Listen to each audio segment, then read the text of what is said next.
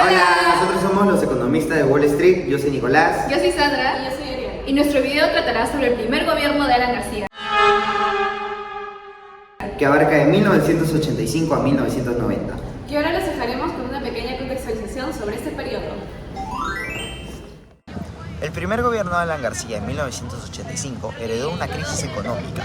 La inflación desbordada y la deuda externa impagable marcaron el panorama.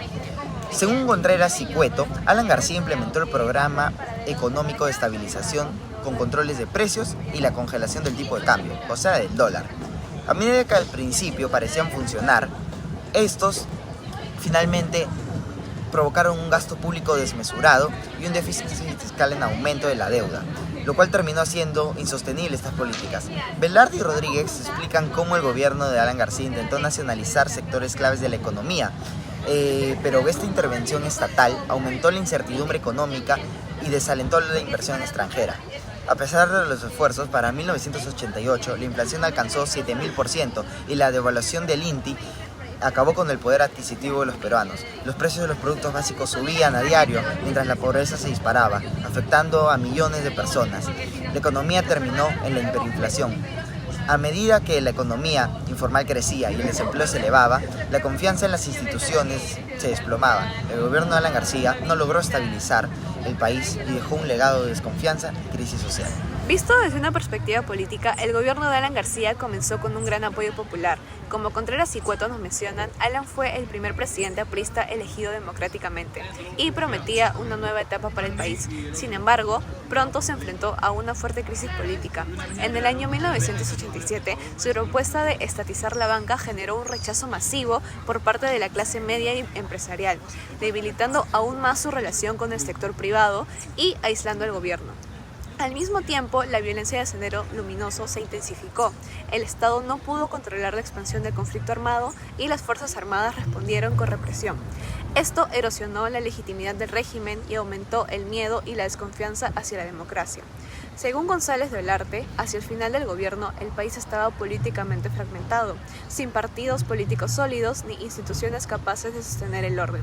Esto facilitó la elección de Fujimori en el año 1990 como una figura ajena a todo este sistema tradicional. Durante el gobierno de Alan García, la sociedad peruana se vio profundamente golpeada por la crisis. El miedo no venía solo de la violencia armada, sino también de lo cotidiano.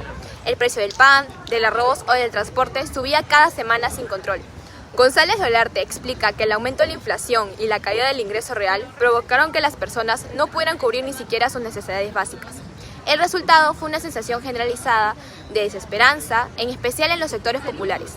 Al mismo tiempo, los servicios públicos colapsaban. Remy señala que el Estado se había vuelto enorme, pero inoperante. Las oficinas estatales cerraban o funcionaban sin recursos y la calidad de los servicios, como la educación, salud, agua o electricidad, se deterioraban cada vez más. La población percibía que el Estado ya no respondía y esto erosionaba su confianza en las instituciones. La pobreza seguía extendiéndose, pero de forma desigual. Como mencionó González de Olarte, el Perú se convirtió en una sociedad donde los pobres migraban dentro del país. Buscando sobrevivir entre 1985 y 1988, más de 150.000 peruanos se fueron y no regresaron, entre ellos estudiantes, empleados y profesionales. Luego de ver esta breve contextualización sobre el gobierno de Alan García, vamos a pasar a una perspectiva sobre la memoria del pasado sobre este gobierno. En este caso, vamos a entrevistar a mi abuelito. Buenos días, soy el señor Segundo Robanal Carrascal, abuelito de Sandra. Vamos a comenzar con la primera pregunta, que es ¿cuántos años tenía en el gobierno de Alan García y en qué distrito o ciudad vivías? También, ¿cómo afectó a tu familia económicamente este gobierno? Bueno, en esa época tenía 34 años, vivía una parte en Lima y otra parte en Trujillo por motivo de trabajo. Y la afección a la familia fue grande porque por la instabilidad que había en los precios, teníamos que ver formas de cómo hacernos de bienes, comprábamos muchas veces para un mes, para 15 días, y lo otro era adquirir dólares para protegernos frente a la inflación. Bueno, es bastante interesante cómo es que usted haya pasado esta época de un lado a otro viajando, ya sea por motivos de trabajo o algo personal. Y bueno, también me gustaría saber cómo es que este gobierno, esta crisis durante este gobierno pudo afectar su vida cotidiana. ¿Recuerda algún cambio en los precios, algún cambio brusco, más que todo en alimentos básicos o medicinas en este caso? Y también si es que recuerda una experiencia concreta como hacer colas largas o no encontrar ciertos alimentos. Sí. A ver, primero, en la primera etapa del gobierno de Alan García, de 1985 a 1987, hubo un control de precios muy fijado. Entonces, vivimos una bonanza. O sea, había una producción, la producción muchas veces no alcanzaba, o había afluencia de productos, una demanda terrible de productos y había dinero, porque también habían aumentado los salarios y todo eso. Entonces, esa fue la etapa inicial del gobierno de Alan García. Después de eso que pasó toda la bonanza, vino la prueba de Alan García de hacer una estatización de la banca. Entonces, con el problema de la estatización de la banca comenzó el problema del control de precios. Entonces, para eso el gobierno, para un poco controlar los precios, creó la ENSI, la empresa comercial de productos básicos que se encargaba de entregar los productos. Entonces, como hubo un control de precios, como todo eso, entonces obligó a que haya la fomentación de la especulación. Comenzó una especulación terrible, no necesariamente había escasez de productos. Y eso conllevó a que tengamos que hacer colas en determinados puntos que determinaban en cada distrito, en centros de acopio, y ahí era la entrega de los productos, y para eso teníamos que hacer colas desde las 3 de la mañana, algunos se amanecían, era terrible. Bueno, qué fuerte, señor, escuchar todo esto de hacer colas a las 3 de la mañana, porque es una situación que creo que nadie acá se imagina que podría volverse a vivir. La siguiente pregunta es si utilizó alguna estrategia especial ante esta alza de precios, como trueques o realizar sus compras anticipadamente, o tal vez cambiar a dólares, no sé, una de estas estrategias para poder enfrentar esto. Bueno, en el caso de la familia, lo que, digamos, algunas estrategias eran las compras para 15 días o para un mes. O sea, eso era para ganar la inflación, porque la inflación era diaria, el cambio de precios era variable, una variación terrible.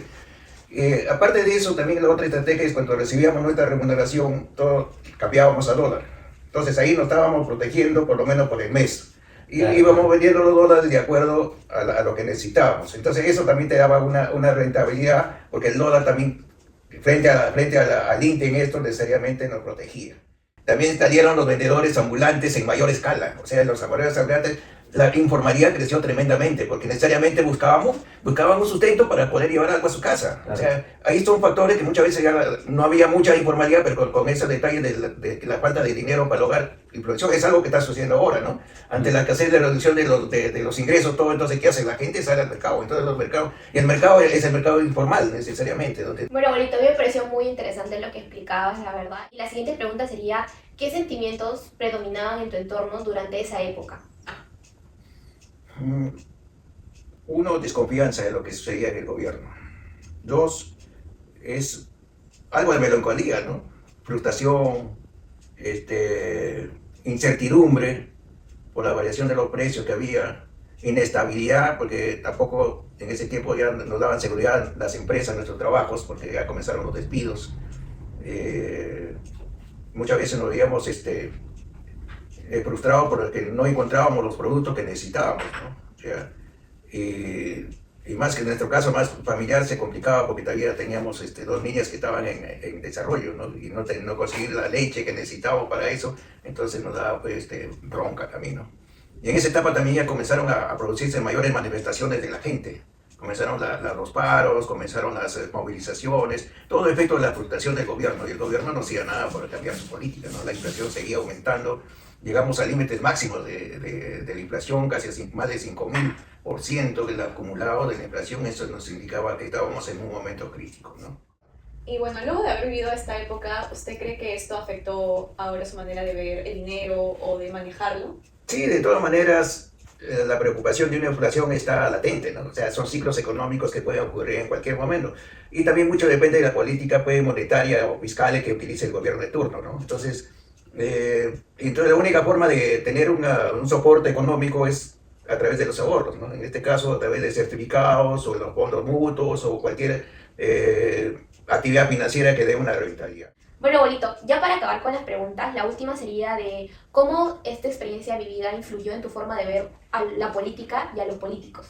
La experiencia de Alan García, si bien es cierto, fue una política ortodoxa que dio resultados en su inicio, pero a corto plazo, pero a largo plazo no tuvo resultados. ¿Cómo ha influenciado en los políticos? Me parece que la etapa de su segundo gobierno, con sus rectificaciones, con las modificaciones ya de la política, logró tener mejor éxito. Entonces, y gracias también a la aplicación de neoliberalismo, que muchas veces es muy contradictorio el liberalismo, ¿no? Que trae también escasez porque la distribución de la riqueza no llega a todos, únicamente a algunos sectores, y eso es lo que estamos pasando en el momento actual, ¿no? La crisis es de que la que se genera, los recursos que generamos, que producimos, no está llegando a la distribución homogénea, sino necesariamente a determinados sectores, y por eso hay reclamos, quejas y siguen las huelgas en las manifestaciones, ¿no? A pesar de que hay un control de la política fiscal, no hay una variación brusca del cambio de moneda, ni la inflación tampoco está galopante, que es muy diferente de la época de Alan García, ¿no? Eso es lo que te puedo informar, Sandrita.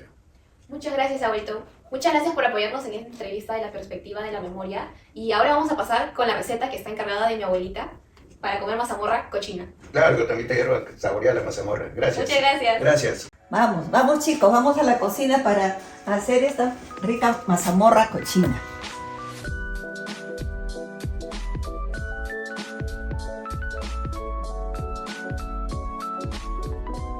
Estos son los ingredientes: canela con clavo, chancaca, leche en polvo y harina y vainilla. Y bueno, en este proceso ya estamos avanzando un poquito. Está hirviendo el agua con la canela y el clavo. De lo ya fría para licuar, para que no se pierda, ¿no? Entonces voy a echar la leche en sí. Y la harina. Pásame la harina, hijita. No, está en un platito. Ya le echaste, creo, abuelita. Acá está. Ahí está. Casi en porciones iguales, ¿no? Entonces, echamos la harina, ya hace falta. Entonces,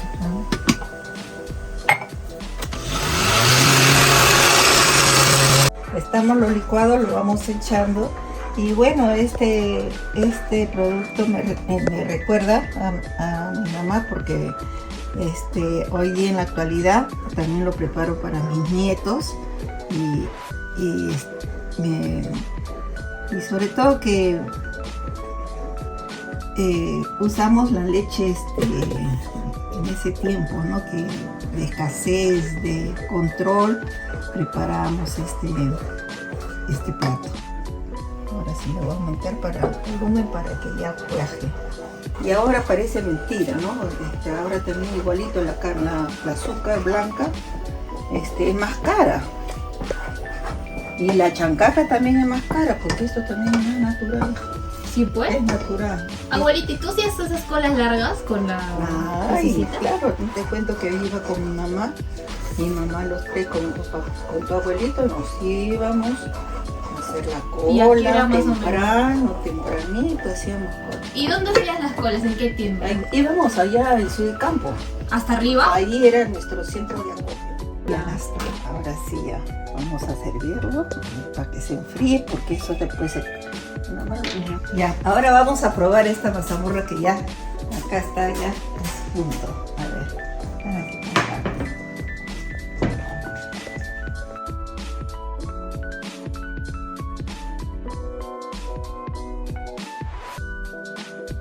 para que Chicos, ahora vamos a hacer un taste test de la mazamorra cochina. Uy, está riquísimo. Está Está muy rico, chicos. Las fuentes analizadas, como los textos de Contreras y Cueto, demostraron cómo, en primer lugar, las políticas fiscales aplicadas durante el primer gobierno de Alan García resultaron ser bastante prometedoras. Sin embargo, terminaron siendo incapaces de controlar el déficit fiscal, la hiperinflación y la nacionalización de sectores clave, y esto terminó generando una grave crisis en la confianza económica. Al comparar los hallazgos con el testimonio de mi abuelito, podemos encontrar que ambas coinciden en la desconfianza económica y el miedo a la subida de precios como una de las características más aterradoras de esos años. Además, el testimonio complementa lo de las fuentes que resaltan el aumento de la economía informal como principal fuente de supervivencia. Esto es mencionado por Velarde y Rodríguez, que destacan el aumento de la pobreza y el desempleo. Tanto las fuentes como los testimonios coinciden en describir este periodo como un periodo de incertidumbre económica, donde las políticas del gobierno de Alan García no estabilizaron el país, dejando así un legado de crisis social y desconfianza.